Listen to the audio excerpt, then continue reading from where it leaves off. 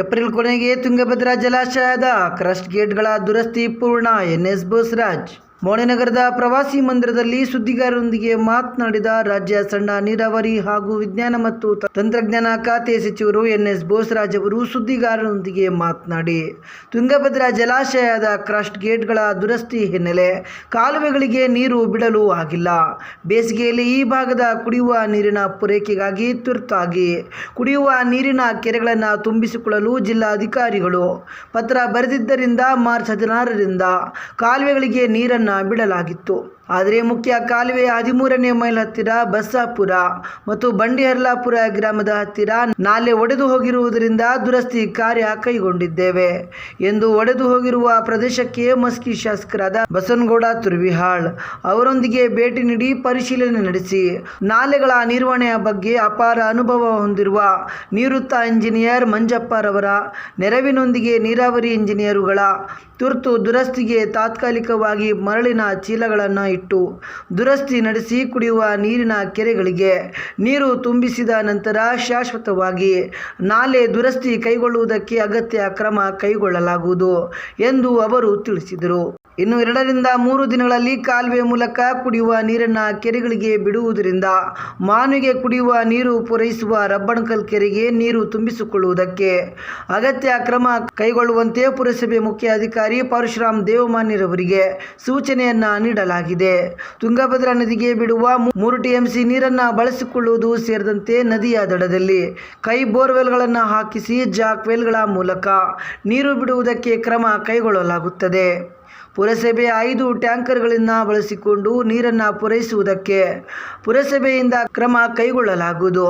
June ಮತ್ತು July ತಿಂಗಳಲ್ಲಿ ತುಂಗಭದ್ರಾ ಜಲಾಶಯದಲ್ಲಿ ನೀರಿನ ಹರಿವು ಹೆಚ್ಚಳವಾಗುವುದರಿಂದ ಇಂದು ತುಂಗಭದ್ರಾ ಅಣೆಕಟ್ಟೆಗೆ ಭೇಟಿ ನೀಡಿ ಕ್ರಸ್ಟ್ ಗೇಟ್ಗಳನ್ನು ಅಳವಡಿಸುವ ಕಾಮಗಾರಿಯನ್ನು ಪರಿಶೀಲಿಸಲಾಗಿ ಟೆಂಡರ್ ಪಡೆದ ಗುತ್ತಿಗೆದಾರರು ಹೊರಗಡೆ ಗೇಟ್ಗಳನ್ನು ತಯಾರಿ ಮಾಡಿಕೊಂಡು ಅಣೆಕಟ್ಟೆಗೆ ಅಳವಡಿಸುತ್ತಿರುವುದರಿಂದ 33 ಕ್ರಸ್ಟ್ ಗೇಟ್ಗಳ ಅಳವಡಿಸುವ ಕಾರ್ಯ ನಿಗದಿತ ಅವಧಿ ಜೂನ್ಗಿಂತ ಮುಂಚಿತವಾಗಿ ಏಪ್ರಿಲ್ ಕೊನೆಯಲ್ಲಿ ಪೂರ್ಣಗೊಳ್ಳಲಿದೆ.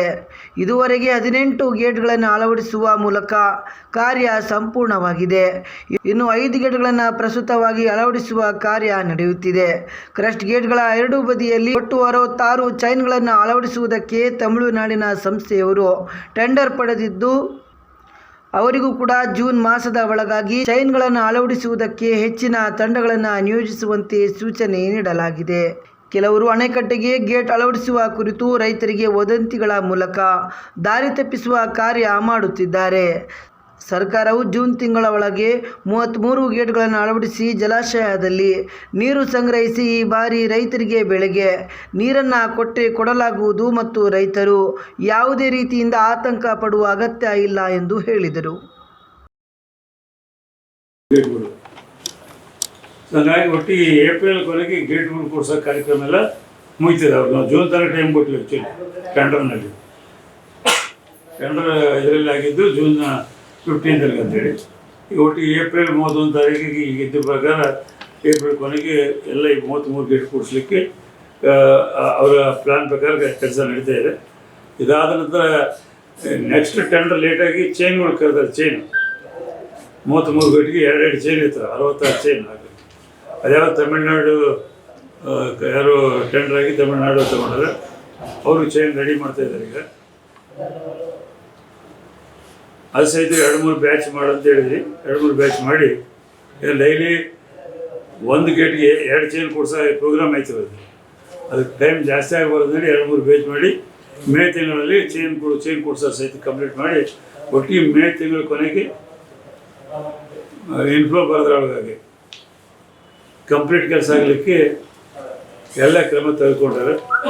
ನಮ್ಮ ಇರಿಗೇಷನ್ ಸೆಕ್ರೆಟರಿಯವರು ಚೀಫ್ ಇಂಜಿನಿಯರ್ಸ್ ಎಲ್ಲ ಸಹಿತ ಫಾಲೋ.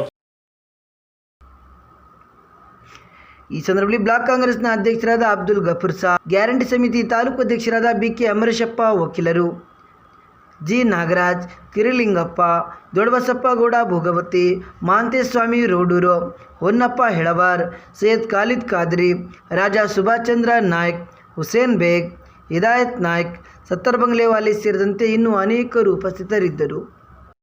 रमज़ान का बाबरकत महीना हमारी रूहों को पाकीज़ा करने और अल्लाह के करीब होने का एक सुनहरी मौका है। रहमतों, मग़फ़िरत और इबादत का ये हुसैन संगम हमें सब्र, शुक्र और हमदर्दी के सबक सिखाता है। KBS बैंक इस मुक़द्दस माह की आमद पर अब सबको दिली मुबारकबाद पेश करता है। हमारी दुआ है कि अल्लाह ताला इस मान मुबारक में आपके रिस्क में इजाफ़ा फरमाए, आपके ईमान को मजबूत करे और अब पर अपनी रहमतों का नुज़ूल फरमाए। रमज़ान मुबारक।